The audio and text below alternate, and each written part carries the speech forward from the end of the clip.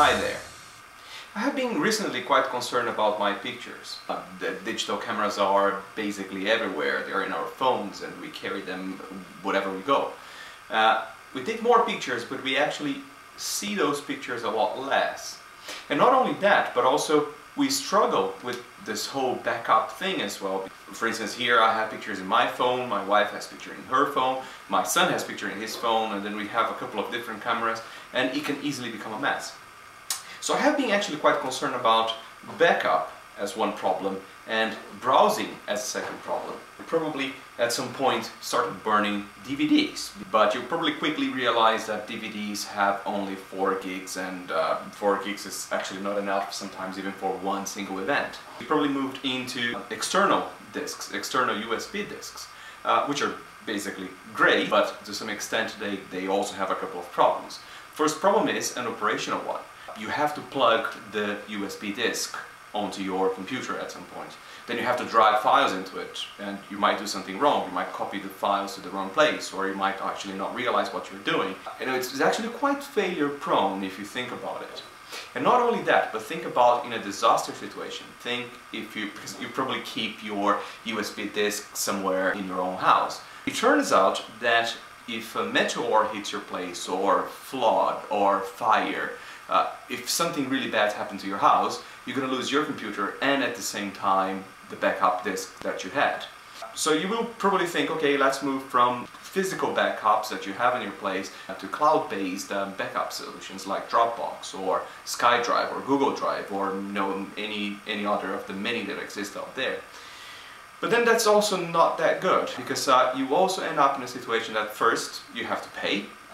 Those cloud systems are quite expensive, and second, it's also a little bit prone for operational problems. Just think about the situation. Let's take Dropbox as an example, even though most of them work more or less the same.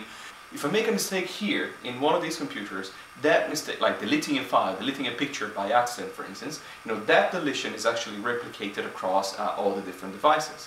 Not only that, but you are also putting all your trust on a company that you might have no idea what Google is doing with your data and etc. Nevertheless, these are the backup problems. But now, when you consider about the browsing problems, it's even worse. At some point, for instance, our main storage of pictures here in our home was so distributed and was so difficult to maintain that we couldn't really browse the pictures. And even if you have all the pictures in one computer, when is it that you really sit in front of that computer and you start really browsing those pictures? And not only that, but computers, if you are like me and you don't have very good computers, your computers are probably too slow and they're trying to read this huge 18 megapixel, 23 megapixel, whatever picture, and they're trying to read this huge picture and show in a very tiny screen. But I yearn for those days where you had a photo album that it was a physical thing. You could actually open the photo album and flick through it, and you would show that to your friends. So at the end of the day, I said, you know what I need? I need a mixture of Dropbox, Flickr, a photo album, and why not even YouTube, because we keep recording videos as well. And I need all these things to actually operate under my own personal cloud, because I don't want to trust anyone else's cloud. And basically that's what I did. I spared a weekend, and during that weekend I put a couple of things together. And that's what I want to show you. This is my main computer, and what I have done here is that I have one specific folder, and within this folder I have organized my pictures. So I have pictures organized by year. Now the main thing here is that I just organized the most recent pictures here. So as you can see, I only have 2012 and 2013 folders and a couple of different collections of pictures. But let's concentrate on these two first. So these are all the events that I had during 2012. These pictures are pictures I have downloaded quite recently, and then if you actually open one of the folders, you're going to see that a couple of pictures are in there. As you can see, a couple of events as well from 2013. You can open the pictures. So this is the traditional way, right? I would expect your pictures to be managed more or less in the same way. Of course, I have almost 30 years of pictures stored on my backup server, but they don't show here because here I just want to manage the pictures that are created recently. as I put the pictures here, these pictures actually get transferred to my HTPC. That HTPC keeps pinging this computer, and when it sees that there is a new pictures to be transferred, it transfers those to that disk. Since that disk is headless, we'll have to connect to it using SFTP, and here I'm using CyberDuck as a SFTP client. And I'll show you that I have a folder called Photos there, and I have an exact copy of these pictures, but with all the different ears as well. So that's the first step, right? The pictures actually get transferred automatically from here to my HTPC server across the room. Of course, this is still some kind of USB disk backup. It's just a lot more automatic, and it's one direction. So, and I by accident moved this one to trash. This is not going to be a big problem because I already have a backup of this folder on my HTPC. So already a couple of problems solved, but of course not all, right? Because I still have a USB disk that can fail or can be a disaster here in my place. So what I did, I used the same mechanics, and I also replicate the whole content of it to another server. So basically this is a server that I have for different purposes anyway. This is a server actually hosted in DreamHost. It's a virtual server there. Those are very inexpensive, and if you are a computer geek, you should have one server somewhere online anyway. So I use the same rsync to synchronize from my HTPC server to this folder. So basically here I have a replica of exactly the same positions that I had there. So all the ears and all the pictures in there. Of course here I'm accessing the data directly again over SFTP, again using CyberDuck. So I won't be able to see the pictures by double clicking. I would have to copy those pictures to my PC, and at some point that's what we were doing for browsing. We would say, okay, DSC01823, I have no idea what that is, let's download that. It takes a while, it takes, depends on your internet connectivity. That's 1.5 meg, so it will be quite quick, and then double click on it, and well, there you are. But this is not very practical because you have no idea what's happening and it takes a lot of time. So far, up to here, it solves the backup part. But now I wanted to also solve the browsing part. So basically what I did, and here I have my browser, I created a simple, where is it? There you go.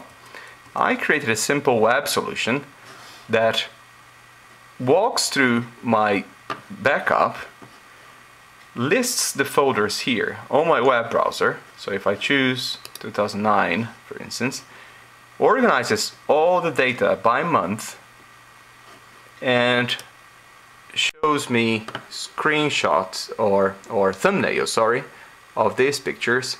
These thumbnails, they have been reduced in resolution quite a lot, so they are very fast to load, differently than of course trying to read the whole thing. So let me try to just choose a picture here, and then I see that picture within the browser. So this has also been scaled down to actually be faster to read. If I press the arrow key here, I can actually surf through these pictures and see more and more pictures. And I can also, if I want, I can also, just drag these things along. This is a little bit harder here on my computer, but this makes a lot of sense on a tablet, for instance. So this whole thing also works on iPads, iPhones, and etc. And as you can see, I'm actually putting here a URL. Don't even try this URL at home, it doesn't work, because this is the address of my HTTPC server here. So as you can see, I have the same kind of behavior here. I tap on an ear, choose an event, and there you go. I can see the pictures of that event very fast. I can even flick through those pictures, very easily to manage. And it also does that for videos. So basically this is a normal surfing, right?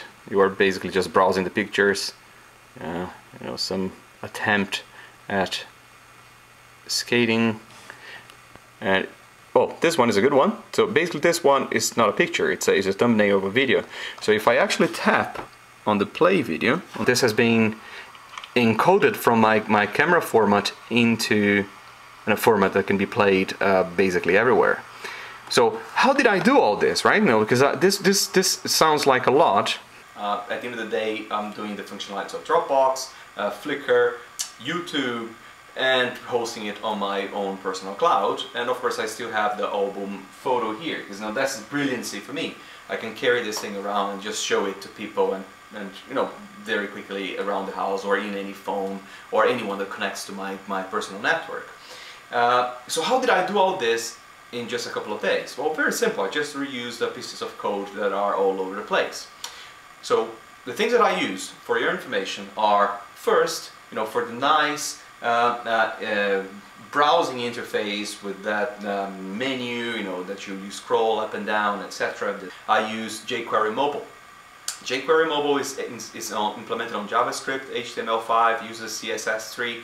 I'm not myself that familiar with those things, but if you are, that should be a breeze for you. For the swiping of the pictures and, you know, the browsing of the pictures themselves, I used a small JavaScript HTML5 plugin called Photo Swipe, made by a couple of guys from the UK. Highly recommended, very well implemented. It plugs in jQuery Mobile kind of automatically, but you don't need to, and it's very well documented, very well explained. So Photo Swipe, that solution is. For rescaling the pictures, I used Image Magic. You know, this is the most traditional kind of application you would use for that anyway if you were in a Linux environment. Of course, it's breached over our magic because I'm using Ruby on Rails on the server side for, you know, all the browsing and the management and gluing all the parts together. But you don't have to. We can make a script that basically just rescales all the images.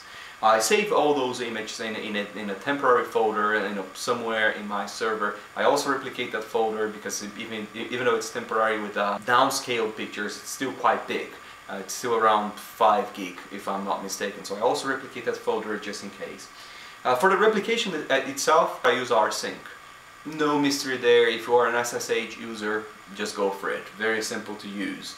For the video thing, you know, that's something that took a little more than I wanted, to be honest, but it's not rocket science as well. If you have any proficiency with FFmpeg, it should actually be doable in a couple of hours. It took a little bit longer for me because I'm using Mac and Linux, and the versions of FFmpeg that I had were not that ideal. And of course it's a bit tricky because you have to find the right codec. For your information, I ended up using H.264 codec, the traditional MPEG-4 that in profile that runs on most devices out there, specifically iOS, but because Android is normally quite open to formats anyway. But iOS devices, they are a little bit restrictive, so I ended up going for H.264.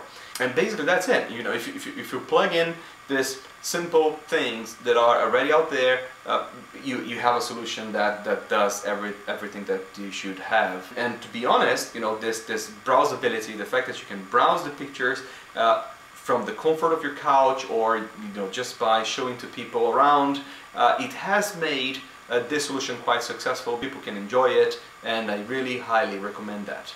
So thank you for watching.